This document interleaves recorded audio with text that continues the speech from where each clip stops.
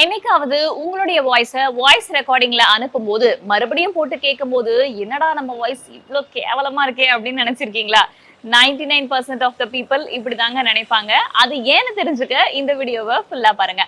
பொதுவா நம்ம பேசும்போது அந்த பேசுற சவுண்ட் இருக்கு இல்லையா, அது 2 விதமா நமக்கு கேட்கும். ஒண்ணு, நம்ம பேசும்போது காத்துல அந்த ஒலி கலந்து நம்ம காது வழியா நமக்கு கேட்கும். இது ஒரு விதம். 2வது, நம்ம பேசும்போது நம்ம தொண்டையுடைய அதிர்வு இருக்கு இல்லையா, அது மண்டை ஓட்டு எலும்புகள் மூலமா நமக்கு உள்காதுல நமக்கு சத்தமா கேட்கும்.